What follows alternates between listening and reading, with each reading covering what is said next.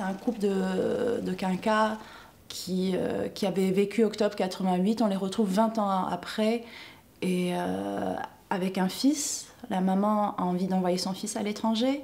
Le papa, il n'a pas envie. Il est campé dans des positions idéologiques qui sont les siennes. Et le fils a des amis.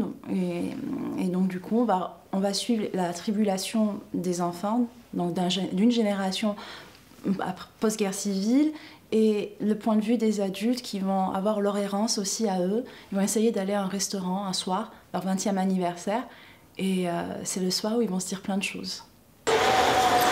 Je vais faire croiser des personnages qui vont dans des lieux, et donc ça va me permettre d'amener différentes justement strates sociales, de ces catégories sociales.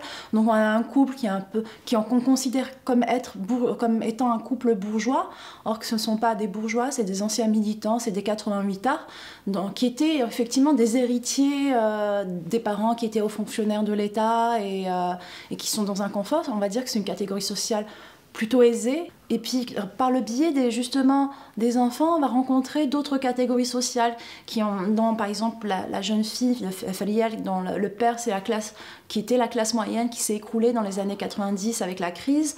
Et puis de l'autre côté, on va rencontrer par le biais du fils et d'un autre personnage qui s'appelle Reda, une autre catégorie sociale qui est beaucoup plus populaire dans une ambiance de jeunes, ce qu'on appelle déki, une espèce de squat où ils s'inventent des libertés.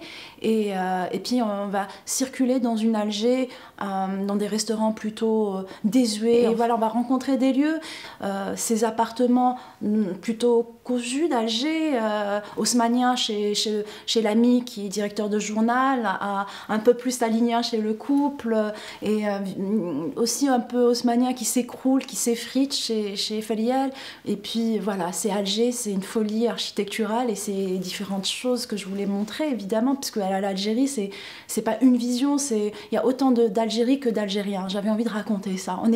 C'est un pays multiple, même avec il y a une déambulation linguistique aussi. J'avais envie de me montrer une Algérie qui est plurielle. Elle est plurielle dans sa vision, ça se traduit aussi par la linguistique. On parle en algérois, on parle en français, on voyage du français à l'algérois avec une aisance déconcertante. Mais bon, j'aurais pu aussi faire parler les gens en kabyle. Je voulais que ce soit leurs mots en fait. Donc du coup, il y a beaucoup d'improvisation sur certaines séquences. On revenait de temps en temps vers le texte pour juste pouvoir rebondir, pour ne pas se perdre dans la trame narrative. Et donc du coup, je me suis dit, mais à partir du moment où je m'accorde cette liberté dans les répétitions et dans la façon dont ils vont s'emparer du scénario, eh ben je vais aussi m'accorder de la liberté dans la manière dont on va les filmer. C'est pour ça que chez les jeunes, c'est vachement plus... La caméra va les chercher, tandis que les adultes, là, il y a une rigidité que je voulais, qui était celle du texte. Je voulais revenir sur une rigidité qui est le discours, finalement, quelque part, et de leur certitude. Donc, du coup, ça m'obligeait à poser plus la caméra, être plus fixe, même si parfois on était à l'épaule, et souvent on était à l'épaule. Pierre Haïm, il en a souffert, mais il a adoré, en fait, parce que c'était un film qui devait chercher un mouvement, et le mouvement juste. Donc du coup, même chez les adultes, on a filmé à caméra à l'épaule, mais on rigidifie un peu plus. Je cherchais un léger flottement, parce que c'est le flottement du couple, c'est le couple qui vacille.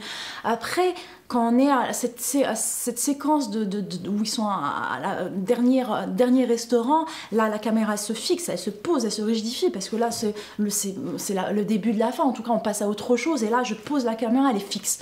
Et voilà, c'était ces petites intentions que je cherchais en fait pour donner une vision par rapport, justement, si je raconte un film sur le mouvement, et ben, je voulais trouver le mouvement juste.